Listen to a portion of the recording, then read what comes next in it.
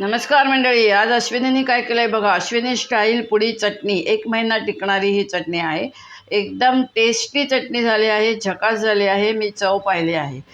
इडली, डोसा, भाकरी, पोळी कशाबरोबरही ही चटणी तुम्ही खाऊ शकता. या चटणीमध्ये आपण लसूण घातलेली नाही आहे, एवढं एक ध्यान द्या. ही चटणी आरामात 1 महिना तर आरामात टिकते, पण ती आपल्या तोंडापुढे. ही चटणी 1 महिना टिकत नाही, 15 दिवसात फस्त होते. एकदा तरी अवश्य घरी करून पहा. चला तर मग आपण यूट्यूबला जाऊया. अश्विनी चॅनलवर ही चटणी कशी केली ते बघूया. नमस्कार, मी अश्विनी चॅनलवर तुमचं खूप मनापासून स्वागत आहे. आज आपण बनवणार आहोत एक आगळी वेगळी चटणी. चला तर मग आपण साहित्य बघून घेऊया. तीळ घेतले आहेत, पांढरे तीळ. डाळवं घेतलं आहे, शेंगदाणे घेतले आहेत, ते भाजून घेतले आहेत. तांदूळ घेतले आहेत, जिरं, लाल मिरची, कढीलिंब, हिरवागार कढीलिंब घ्यायचा आहे. आणि इथे 3 प्रकारच्या डाळी घेतल्या आहेत, उडीद डाळ, चणा डाळ आणि मूग डाळ. इथे काही कोरडे मसाले ठेवले आहेत.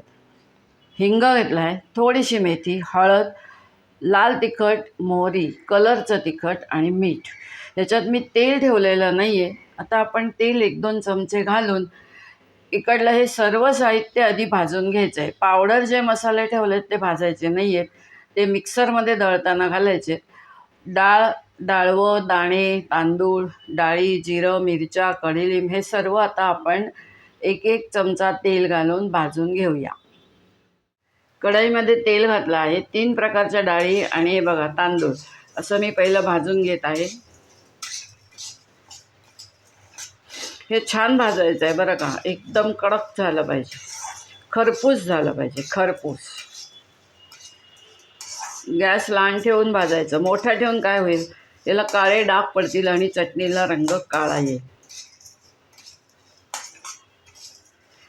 1 चमचा तेल, त्याच्यामध्ये अर्धा वाटी तांदूळ आणि 2-2 चमचे 3 प्रकारच्या डाळी, चणा डाळ, मूग डाळ, उडीद डाळ.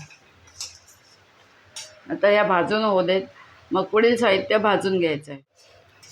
हे बघा मंडळी, तांदूळ आणि डाळ भाजल्याचा आता इथे सुगंध येते, सुवास येतो आहे. आता आपण ह्याच्यातच एकावर एक साहित्य घालायचं आहे. आता ह्याच्यात डाळवं आणि दाणे असं मी दोन्ही घालून देते. हे डाळवं नेहमी चाळून घ्यायचं, एवढं एक लक्षात घ्या. दाणे पण घालून घेतले आहेत. दाणे भाजलेले आहेत, तरी पण मी आता ह्याच्यात भाजून घेणार आहे. तुम्हाला याच्यात थोडे दाणे काळे दिसत असतील, याचं कारण मी मोठा गॅस करून दाणे भाजले, त्याच्यामुळे ते थोडेसे काळपट झाले. आता हे चटणीचं साहित्य सर्व मंद गॅसवरच भाजायचं आहे आपल्याला. आता हे भाजत आलं की ह्याच्यामध्ये आपण तीळ घालून घ्यायचे आणि मग हे काढून घ्यायचं आहे. मग परत 1 चमचा तेल घालून मिरच्या आणि कढीलिंब भाजून घ्यायचं आहे आणि त्याच्यामध्येच मेथी आणि मोहरी टाकून घ्यायची आहे. आणि सर्व जिन्नस गार झाले की लावायचा मिक्सर आणि मिक्सरला हे बारीक करायचे.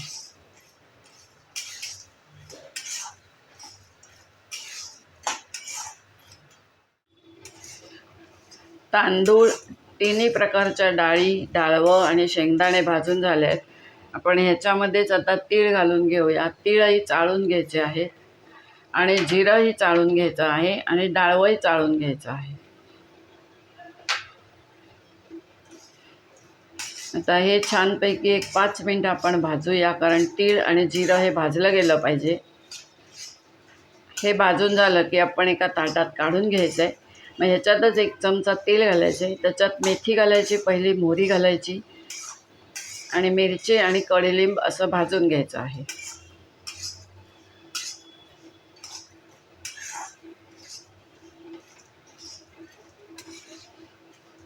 मोठ्या गॅसवर भाजल्यावर बघा दाणे काळे होतात, दिसत आहेत की नाही. ह्याच्यात 1-2 दाणे काळे दिसत असतील, पण ते ह्याच्यात नाही भाजून झालेले. मी दाणे भाजताना जरा मोठा गॅस केला होता, त्यामुळे ते थोडे दाणे काळपट झाले आहेत. काळपट नाही, काळेच झाले आहे.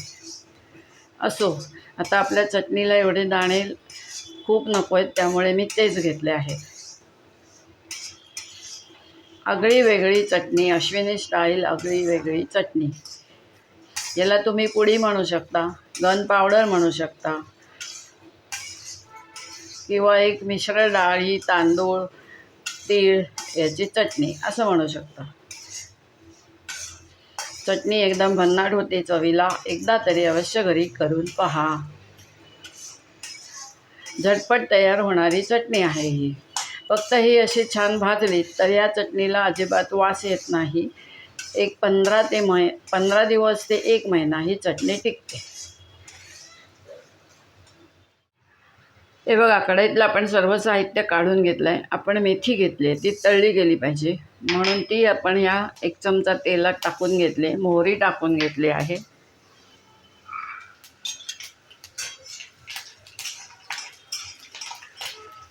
गॅस बारीक ठेवायचा, एवढं एक ध्यान द्या. आता ह्याच्यातच आपण मिरच्या टाकून घेऊया आणि याच्यातच कढीलिंब टाकून घेऊया.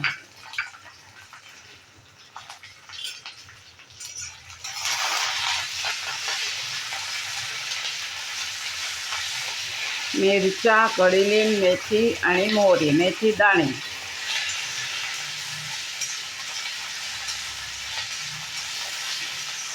आता ह्याच्यात मी फक्त मीठ घालून घेणार आहे, कारण मीठही भाजलं गेलं तर आपला पदार्थ चांगला राहतो.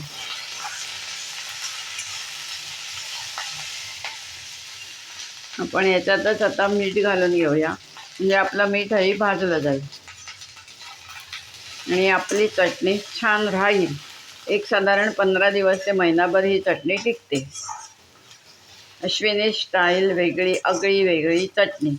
टेस्टी टेस्टी चटणी.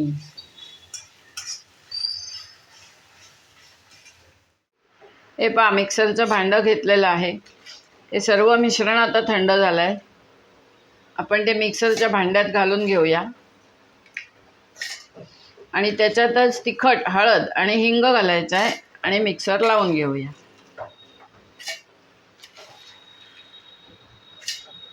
आता आपण भाजताना मीठ घातलं आहे. सर्व मिश्रण बारीक झालं की चव बघायची आणि पाहिजे तर आपण थोडंसं ह्याच्यात मीठ घालू शकतो. मीठ भाजून का घेतलं तर मीठ भाजल्यामुळे चटणी जास्ती चांगली राहील आपली. आपण सर्व मिक्सरच्या भांड्यात घालून घेत आहोत.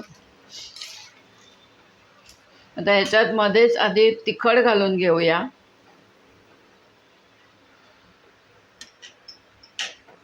हळद घालून घेऊया. हळद मी घातले, तुम्हाला आवडत असल्यास हळद घाला. हिंग घालून घेऊया आणि कलरवालं तिखट घालूया. त्याच्यावर परत हे मिश्रण घालूया आणि आता आपण मिक्सर लावून घेऊया. आता मीठ का भाजलं? मी लोणच्याला सुद्धा मीठ नेहमी भाजून घालते.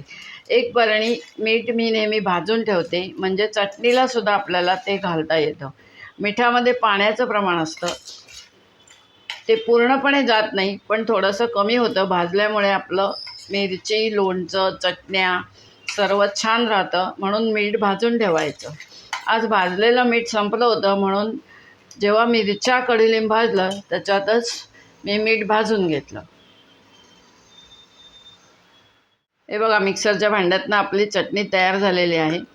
तुम्हाला थोडीशी जाडसर हवी असेल तरी तुम्ही ठेवू शकताय. मी बारीक केले आहे एकदम. आता ही आपण हाताने सारखी करावी लागते, मिक्सरमधनं काढली तरी सुद्धा.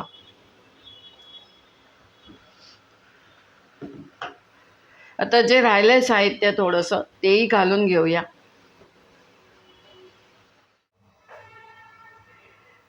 हे पहा मंडळी, आपण जे मिक्सरमधनं साहित्य काढून घेतलं आहे, अशी ही पुडी चटणी तयार झाली आहे.